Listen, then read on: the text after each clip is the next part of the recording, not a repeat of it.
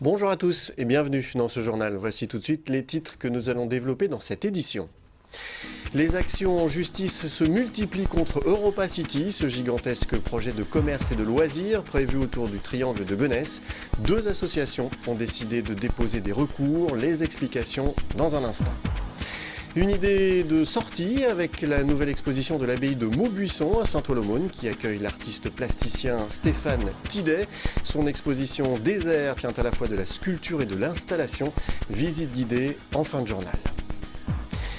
Les opposants à Europa City continuent leur combat. Plusieurs associations ont décidé de saisir la justice. Objectif, tout faire pour empêcher que ce gigantesque projet d'un nouveau genre, mêlant commerce, loisirs et hôtellerie, voit le jour.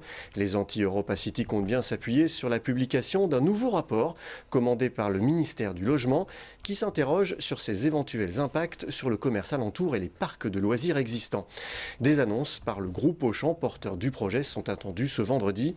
Toutes les explications avec Angélique Boilet. C'est l'une des figures de l'opposition au projet Europa City. Bernard Loup ne veut rien lâcher et a décidé de recourir à la justice.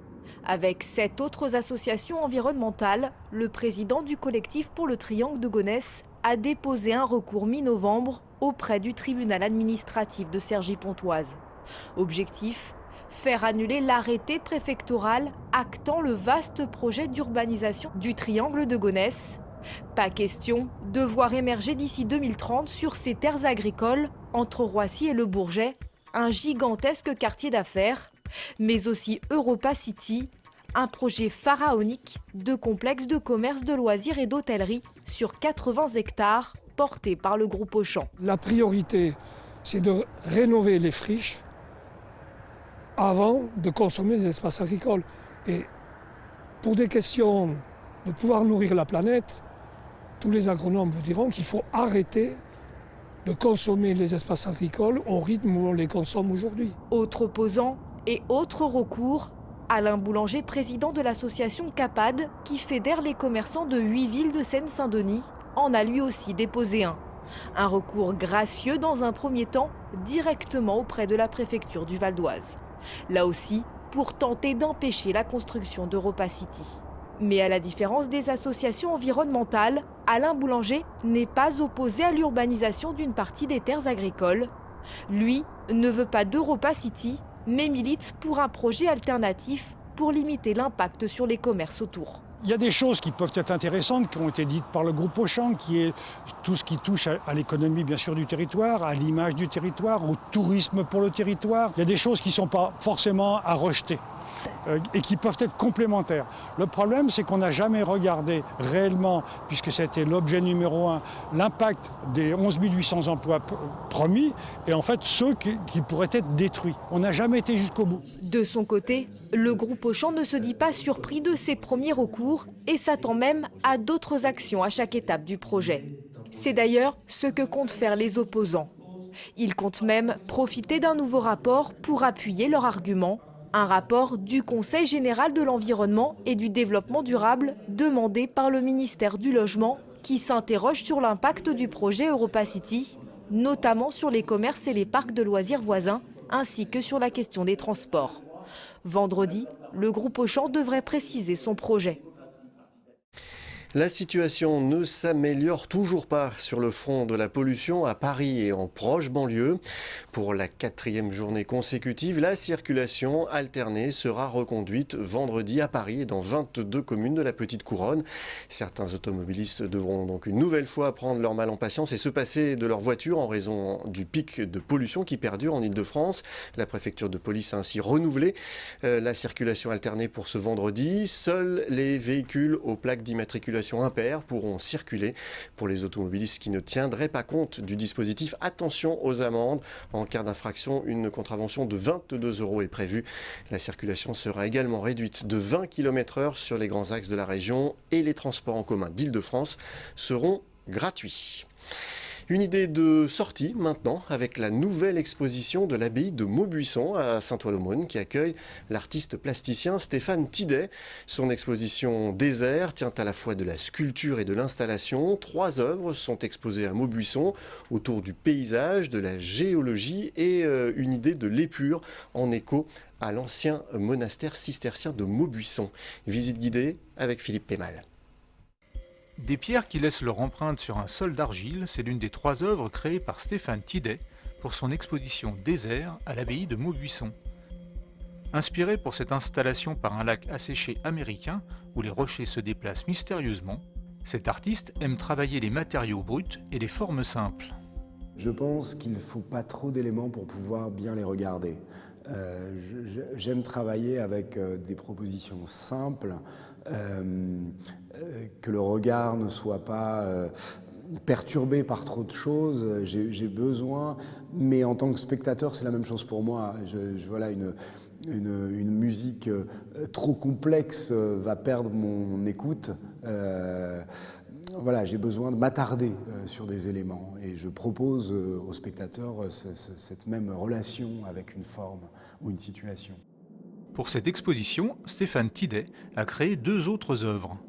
D'un soleil à l'autre ou dans la pénombre de la salle du parloir, 2 disques de métal retransmettent les fréquences radio du soleil.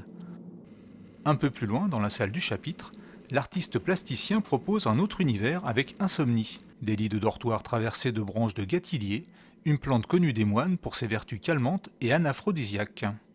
Sombre et poétique, le travail de Stéphane Tidet repose sur une remise en cause permanente de notre réalité quotidienne. Stéphane Tidet a cette particularité de chaque fois se renouveler à travers ses différents projets. Je pense que c'est ça qui l'intéresse, de ne pas être dans une habitude de travail, de ne pas être dans un confort de travail. Donc toujours, il va se mettre en danger. Alors par moments, il aura besoin de faire par lui-même, jouer sur le fait d'être peu ou mal habile sur certaines techniques. Et puis par moment, selon les projets, il a besoin de s'entourer d'une équipe technique très spécifique, très aguerrie. Pour découvrir les différentes installations de Stéphane Tidet, rendez-vous à l'abbaye de Maubuisson jusqu'au 27 août 2017. Voilà, ce journal est terminé. Je vous en rappelle le principal titre.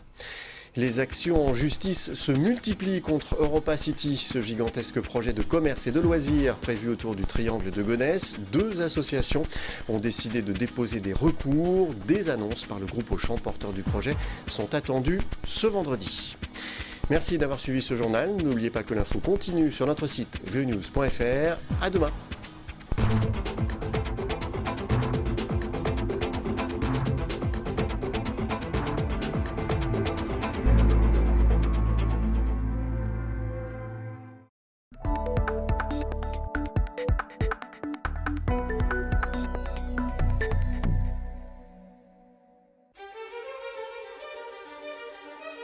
C'est au bord de l'Oise, à Saint-Ouen-l'Aumône, que l'abbaye dite de Maubuisson est fondée en 1241 par la reine Blanche de Castille, la mère du futur Saint-Louis. À l'origine, la reine lui donne pour nom Notre-Dame-la-Royale. Mais étant construite sur le lieu dit de Maubuisson, elle en gardera finalement le nom. Pendant plus de 500 ans, des religieuses de l'ordre cistercien vont occuper le lieu. Elles le partagent avec les souverains qui, jusqu'au XVe siècle, en font une de leurs nombreuses résidences royales. C'est à Maubuisson que le roi Philippe le Bel signera l'arrestation de tous les Templiers de France. L'abbaye servira aussi de nécropole royale. Sa fondatrice, la reine Blanche de Castille, y sera enterrée. Ici, je me trouve au milieu du chœur des religieuses et on est sans doute à l'emplacement de la tombe de la reine Blanche de Castille qui s'est fait enterrer à Maubuisson en 1252 dans un habit de religieuse. L'église mesurait à peu près 56 mètres de long et sur une trentaine de mètres de hauteur. C'était un assez grand bâtiment pour l'époque. Le XVIIIe siècle voit la fin de l'occupation par les religieuses. En 1780, elles ne sont plus que 18 et Louis XVI décide de fermer l'abbaye quelques années plus tard. Après la Révolution, elle se transforme en hôpital militaire, en carrière de pierre, en filature et même en ferme. Classée monument historique en 1947, l'abbaye est rachetée par le département du Val d'Oise 30 ans plus tard.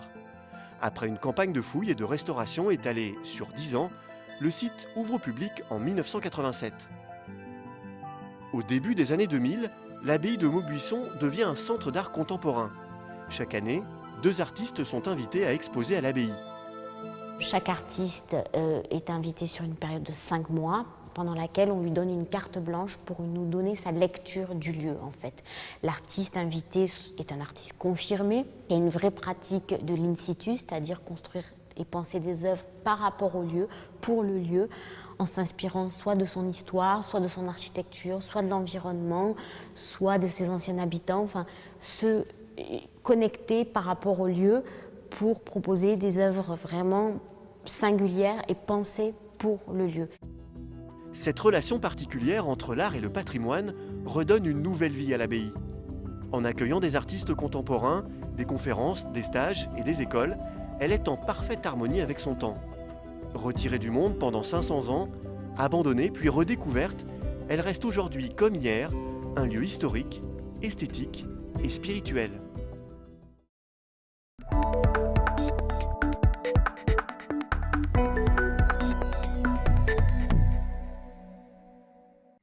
C'est une invention digne d'un film de science-fiction, un cyborg végétal baptisé Biome. Développé par la start-up Still Human basée à Neuville, il s'agit d'une plante connectée. Son socle au design épuré est bardé de capteurs et permet à la plante de communiquer ses besoins via une application mobile ou directement via sa diode. Ce qui se passe, c'est qu'il y a des capteurs qui vont savoir chaque besoin de la plante et pouvoir nous les traduire via un code couleur lumineux qui va changer de couleur en fonction du besoin. Le bleu pour l'humidité, rouge pour la température, vert pour la richesse de la terre et jaune pour la lumière. Même un enfant pourra comprendre quel est le besoin de la plante juste en fonction de la couleur qui va changer sur le pot. Parfait pour ceux qui n'ont pas la main verte. Mais comme si cela ne suffisait pas, Still Human tente d'aller plus loin dans le concept avec une version 2.0, Gaia. Plus évolué et doté de roues, ce robot végétal est parfaitement autonome. Ces 2 grandes roues vont permettre au pot d'aller par exemple vers la lumière, d'aller vers la fenêtre. Si jamais il pleut dehors, comme il est lié à la météo, il va pouvoir savoir qu'il pleut, il va nous demander d'ouvrir la fenêtre et le robot va pouvoir aller dehors pour prendre la pluie et pouvoir alimenter la plante via les ressources naturelles. C'est vraiment un dispositif qui va permettre de rendre les plantes vivantes, elles sont déjà vivantes, mais les rendre vraiment au stade d'individus à part entière. On va pouvoir leur donner un nom, pouvoir interagir avec et aller au-delà de la simple plante meuble, de la plante qu'on oublie dans son coin et qu'on ne va pas forcément arroser ou toutes ces choses-là. Dans un premier temps, Gaia sera réservé aux entreprises et institutions en attendant une version grand public. Biome, quant à lui, sera disponible pour une 50aine d'euros dans les jardineries et certaines grandes enseignes au printemps 2017.